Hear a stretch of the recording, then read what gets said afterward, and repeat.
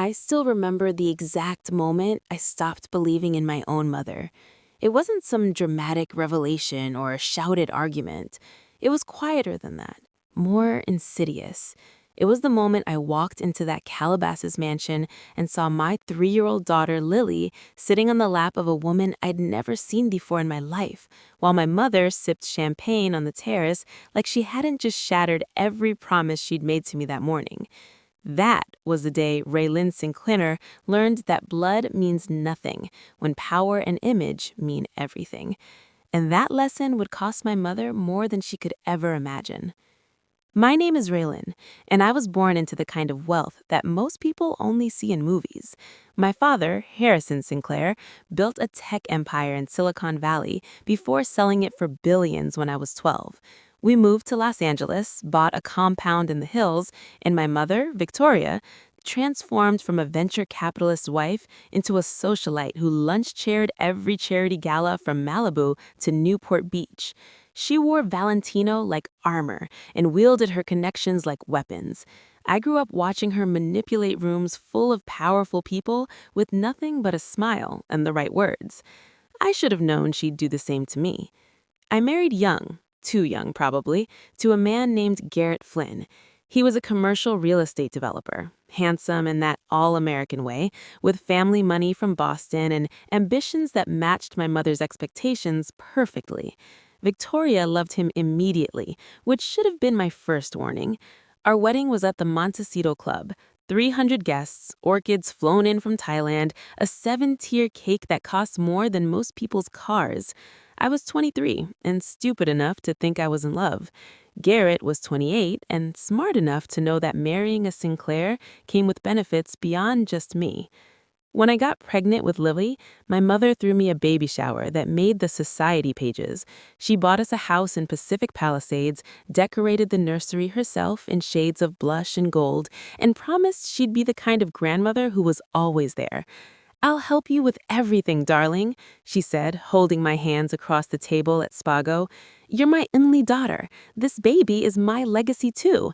You'll never have to worry about childcare or feeling overwhelmed. I'm here for you both, always."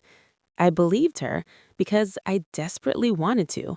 Because despite everything I knew about Victoria Sinclair's priorities, I thought maybe, just maybe, being a grandmother would soften her edges. Lily was born in February, a perfect little girl with Garrett's blue eyes and my dark hair. Those first few months were harder than I expected. Garrett was always working, closing deals in San Francisco or Austin or wherever his next development project demanded his attention. I was alone most nights in that big house, trying to figure out how to be a mother while dealing with postpartum hormones and exhaustion that felt like drowning. My mother would visit, but only during the day, only when it was convenient, only when she could post pictures on Instagram of her being glamma to her friends' daughters who competed over whose life looked more perfect online. By the time Lily turned 3, I'd settled into a routine. I had a part-time nanny, Sophia, who came 3 days a week so I could work on my interior design business. I'd started the company almost as a hobby, but it had grown into something real, something mine. I was designing homes for tech executives and entertainment lawyers, making my own money, building my own reputation separate from being Harrison Sinclair's daughter or Garrett Flynn's wife. It felt good. It felt like finding myself again after years of being who everyone else needed me to be. That's when everything fell apart. Garrett came home one Tuesday evening in August, loosened his tie, poured himself 3 fingers of scotch, and told me he'd been having an affair for 8 months with a woman named Jessica who worked in his downtown office. He said it casually, like he was discussing the weather or reporting quarterly earnings. "I think we should separate," he said. "You're a great mom, Raylan, but we both know this hasn't been working for a while. You're so focused on Lily and your business, and I need someone who prioritizes me. Jessica gets that." I sat there on our $12,000 Italian sofa wearing yoga pants and one of his old college sweatshirts and watched my marriage end in real time. The worst part? He wasn't even wrong about us not working. I'd stopped loving him somewhere between his fourth trip to Vegas with clients and the time he forgot Lily's second birthday because of a zoning meeting. I called my mother that night, crying so hard I could barely breathe. She drove over immediately, which I appreciated until I realized she'd brought her publicist. "We need to control the narrative," Victoria said, already typing on her phone while I fell apart on the couch. "This kind of thing can reflect poorly on the family if we're not strategic." "I'm thinking we position you as the devoted mother who was blindsided, and we make sure everyone knows Garrett's the one who stepped out. We'll leak it to the right columnist to make sure your reputation stays intact." I remember staring at her, mascara running down my face, my marriage imploding, and all she cared about was how it would look to her country club friends and charity board associates. The divorce was ugly. Garrett wanted joint custody, which I fought because I knew the truth. Jessica wasn't going anywhere, and I wasn't about to have my daughter shuttled between homes while her father played house with his mistress. My lawyer was good, expensive, the best family law attorney in Los Angeles, and we settled on a schedule where Garrett got Lily every other weekend and one evening a week. It wasn't perfect, but it was manageable. What wasn't manageable was doing it alone. Sophia had taken another job during the initial chaos of the separation, and finding reliable childcare in Los Angeles when you have a career and a messy personal life is damn near impossible. My mother stepped in. Of course she did. Victoria Sinclair never missed an opportunity to be needed. "Let me watch Lily when you have client meetings," she offered over lunch at Il Pastaio. "I'm her grandmother. I love spending time with her. You shouldn't have to stress about childcare when you're trying to rebuild your business and your life. Family takes care of family, Raylan. You know that." She said it so sincerely, with such warmth, that I let my guard down. I let myself believe that maybe the divorce had changed something, that maybe crisis had brought us closer, that maybe Victoria was finally going to be the mother I'd always needed her to be. For the first few months, it worked perfectly. I dropped Lily off at my mother's Brentwood estate before client consultations or site visits, and Victoria would send me photos throughout the day. Lily in the garden, Lily baking cookies, Lily playing dress-up with vintage scarves from my mother's closet. She seemed genuinely happy, genuinely invested. I started to relax. I started to think maybe I'd been too hard on her all these years. Maybe her priorities had finally shifted. Maybe becoming a grandmother had unlocked something maternal that had been dormant when I was growing up. Then came November 15th, a day I'll never forget as long as I live. I had a huge presentation with a potential client, a film producer who wanted me to redesign his Calabasas compound. It was a 6-month project worth over $2 million in fees, the kind of job that could take my business to the next level. I'd been preparing for weeks, pulling samples, creating mood boards, working with contractors to get accurate bids. Everything was riding on this meeting. I called my mother 3 days in advance to confirm she could watch Lily, and she promised me she'd personally be there all afternoon, no distractions, no other plans. "I wouldn't miss it, sweetheart," she said. "You go close this deal. Lily and I will have a wonderful time together." The meeting ran long, nearly 4 hours of walking the property, discussing timelines, negotiating terms. By the time I signed the contract and got back in my car, it was almost 6 in the evening. I was exhausted but elated, already mentally spending the deposit, already planning how I'd expand my team to handle the workload. I drove to my mother's house with a bottle of expensive champagne I'd grabbed from the client's wine cellar as a thank you gift, ready to celebrate with her, ready to let Lily run into my arms and tell me about her day with Grandma. I let myself in through the side gate, the one I'd used since I was a teenager. The property was massive, 8 acres of manicured grounds with a pool house, tennis courts, and gardens that required a full-time staff to maintain. I could hear voices coming from the back terrace, laughter, the clink of glasses. I smiled, thinking my mother might have invited one of her friends over, maybe Mrs. Kingston from next door or a Pamela Rothschild from the museum board. I walked through the house, past the formal living room and the chef's kitchen, and stepped out onto the stone terrace overlooking the infinity pool. That's when I saw her. A woman I'd never seen before, maybe mid-40s, wearing casual clothes and holding my daughter on her lap. They were reading a picture book together, Lily's favorite about the caterpillar, and my little girl was completely relaxed, completely comfortable, like this stranger was someone she knew well. My mother was sitting 15 feet away, legs crossed elegantly, glass of champagne in hand, chatting with another woman I didn't recognize. Neither of them was paying any attention to Lily. Neither of them even noticed I'd arrived. I stood there, frozen, trying to process what I was seeing.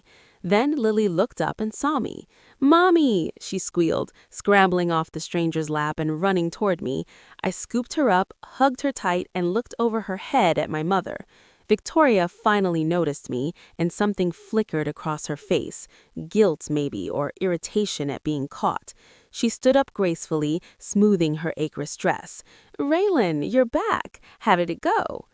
I set Lily down gently, told her to go play with her toys inside, and waited until she was out of earshot before I spoke. My voice was eerily calm. "Who is that woman holding my daughter?" My mother glanced back at the stranger like she'd forgotten she was there. "Oh, that's Bethany. She's wonderful with children. I thought you'd appreciate having professional help." "Professional help? I don't know her. I've never met her. You told me you were watching Lily yourself today." Victoria sighed like I was being unreasonable. "Raylan, don't be dramatic. I had a lunch meeting with the Vanderbilt Foundation Board that I couldn't reschedule. Bethany has been helping me with Lily for the past few weeks when I have conflicts. She's fully vetted, excellent references, early childhood education degree. Honestly, she's probably better for Lily than me just entertaining her all day." The past few weeks? The words hung in the air between us like poison. "What do you mean, the past few weeks? How many times has this woman been watching my daughter when I thought you were?" My mother's expression hardened. "I don't appreciate your tone. I'm doing you a favor here, in case you've forgotten. You needed help. I provided it. Whether I personally sit with Lily every single minute or hire qualified assistants is my prerogative. You left your daughter in my care, and I ensured she was cared for properly." I felt something inside me crack, some final thread of trust that had been holding us together. "I left my daughter with you, not with some random woman I don't know. You promised me, looked me in the eye, and promised me that you would personally watch her. That's the only reason I felt comfortable leaving her here instead of finding my own childcare."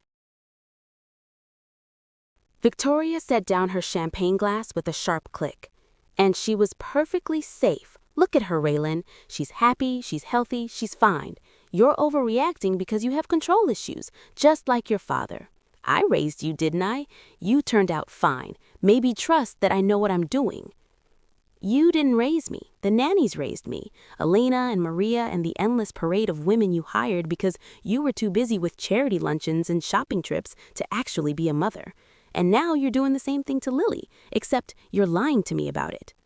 The other woman on the terrace, whoever she was, quietly excused herself. Bethany took the hint too, murmuring something about checking on Lily and disappearing into the house. It was just me and my mother, facing each other across the terrace where I'd had countless birthday parties and graduation celebrations, where she'd toasted my engagement to Garrett, where she'd promised me the world while delivering nothing but disappointment. "Don't you dare compare this to your childhood," Victoria said, her voice low and dangerous. "I gave you everything, the best schools, the best opportunities, connections that most people would kill for. You have a successful business because of the network I built. You live well because of the trust fund your father and I established. And instead of gratitude, all I get is criticism and judgment." "I never asked you to lie to me about who's watching my child. That's not about gratitude or networks or money. That's about basic honesty and respect." She laughed, but there was no warmth in it. "Respect? You want to talk about respect? You, who got pregnant and married without finishing your degree, who couldn't keep your husband interested, who comes running to me every time your life falls apart? You want to lecture me about respect?" The words hit like slaps, each one designed to wound, to reduce me to nothing, and they worked. I felt 3 years old again, standing in front of her while she critiqued everything about me, my posture, my grades, my choices, my entire existence constantly measured against her impossible standards and found wanting. But then I thought about Lily inside that house, playing with toys, trusting that the adults around her had their best interest at heart.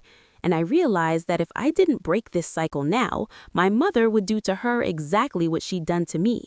She'd undermine me, manipulate situations, prioritize her own convenience over my daughter's well-being, and justify it all with money and connections and the twisted logic that her way was always right.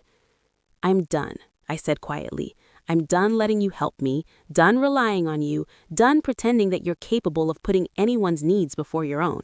Don't call me, don't visit, don't send gifts or money or anything else. You just lost the privilege of being Lily's grandmother." I turned to go, but her voice stopped me. "You'll regret this, Raylin. You think you can make it on your own? You think your little design business is enough? I made you who you are. Everything you have is because of me and your father. Walk away from me and you'll see how quickly those clients disappear, how fast those connections dry up. You need me more than you want to admit." I looked back at her standing there in her designer clothes and her perfectly styled hair, surrounded by her perfectly maintained property, and I saw her clearly for the first time in my life. She was terrified of being irrelevant, of not being needed, of losing control over the only person she'd ever been able to manipulate completely. And that fear made her cruel. "Watch me," I said, and I went inside to get my daughter. The next 6 months were brutal. My mother wasn't bluffing about her influence. 3 of my biggest clients suddenly developed concerns about my timeline and canceled their projects. A feature about my work that was supposed to run in Architectural Digest got killed with no explanation. Suppliers I'd worked with for years started giving me excuses about availability and raising their prices. It was subtle, nothing I could prove, but I knew Victoria was behind it. She was demonstrating exactly what it meant to cross her. I had to let go of my assistant and one of my junior designers. I took smaller projects, residential clients who didn't run in my mother's circles, people who hired me because they liked my work, not because of my last name. I moved out of the Pacific Palisades house, it was Garrett's name on the deed anyway, and rented a smaller place in Culver City. Lily adjusted to the changes better than I did. She stopped asking about Grandma after the first few weeks. Children are resilient that way. And she seemed happier in our smaller house, like she could sense the freedom that came with being away from all that Sinclair family pressure. Garrett noticed the changes. "You sure you're okay financially?" he asked one night when he dropped Lily off, actually looking concerned for maybe the first time since our divorce. "I can increase the child support if you need it." I almost laughed. "I'm fine, just restructuring the business." "Your mom said you guys had a falling out. She tried to talk to me about it at that charity thing last month. Wanted to know if I'd noticed you struggling." Of course she did. Victoria couldn't help herself. Even when I'd cut her off, she was still trying to control the narrative, still trying to position herself as the concerned mother dealing with an ungrateful daughter. "What did you tell her?" He shrugged. "That you seem happier than I've seen you in years, actually. That whatever you're doing, it's working." That small validation meant more than he knew, because it was true. Despite the financial stress and the professional setbacks and the exhaustion of doing everything alone, I was happier. I was building something real, something that belonged to me, something my mother couldn't take credit for or use as leverage. Every client I booked without her connections, every project I completed without her interference, was proof that Raylin Sinclair could exist independent of Victoria's shadow. Then I met Nolan Chambers. He walked into my life on a rainy Tuesday in April, a tech entrepreneur who just sold his startup and bought a mid-century modern house in the Hollywood Hills that needed a complete renovation. He'd found me through Instagram, not through any society connection, just genuinely liked my aesthetic. "I want something that feels warm," he told me at our first meeting. "Everything I've seen in LA is either too cold and minimal or trying too hard to be luxe. Your work has soul. That's what I need." Nolan was different from the men I usually dealt with in my business. He was genuinely collaborative, interested in the design process, asked thoughtful questions, and trusted my expertise. He was also attractive in an understated way, tall and lean with dark hair going silver at the temples, green eyes that actually focused on you when you talked. He was 42, divorced, no kids, and carried himself with the quiet confidence of someone who'd built something from nothing and knew his own worth. We'd been working together for about 6 weeks when he asked me to dinner. Not a business dinner, not a client meeting, an actual date. "I know this complicates things professionally," he said, "but I think you're remarkable, Raylan, and I'd like to get to know you outside of paint colors and floor plans. If you're not interested, I completely understand, and it won't affect our working relationship at all, but I had to ask." I should have said no. Every professional instinct told me to maintain boundaries, keep it strictly business, don't mess up a good client relationship. But something about Nolan made me want to say yes. Maybe it was the way he looked at me like I was interesting, not just beautiful or useful or connected. Maybe it was the loneliness I'd been ignoring since the divorce. Maybe it was just time to let someone in again. We went to a small Italian place in Los Feliz. No scene, no photographers, just good food and better conversation. Nolan told me about growing up in Oregon, building his first company in a garage, the mistakes he'd made in his marriage. "I was so focused on success that I forgot to actually be present," he said. "By the time I looked up, my wife had already checked out emotionally. Can't really blame her." I told him about my family, the wealth I'd grown up with, the pressure of being a Sinclair, the complicated relationship with my mother. I didn't go into all the details, not on a first date, but I gave him enough to understand. "She sounds like she means well, but doesn't know how to get out of her own way," Nolan observed. "That's generous," I said. "Most people would just call her controlling and narcissistic." He smiled. "Those two. But I try to assume everyone's doing the best they can with what they've got. Doesn't mean you have to tolerate behavior that hurts you, but understanding it helps take away some of its power." That perspective, that emotional intelligence, was attractive in a way I hadn't experienced before. Garrett had been all surface, all charm and ambition and looking good at parties. Nolan had depth. He thought about things, felt things, wasn't afraid to be vulnerable or admit when he didn't have all the answers. We started seeing each other regularly, carefully at first, keeping it separate from work, making sure the professional relationship stayed intact. But it was hard to maintain those boundaries when we genuinely enjoyed each other's company. By June, we were officially together, and I'd never been happier. Nolan was good with Lily, patient and kind, never trying to be her father, but genuinely interested in her world.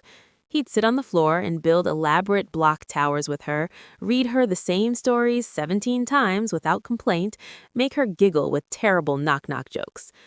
"This is what it should feel like," I told my best friend Simone over coffee one morning. "It shouldn't be this hard. It should feel easy and right, and like you're building something together instead of constantly fighting for control." Simone, who'd known me since college and had watched the Garrett marriage implode in real time, smiled. "I'm happy for you, Raylan. You deserve this. You deserve someone who sees you." Things were good, really good.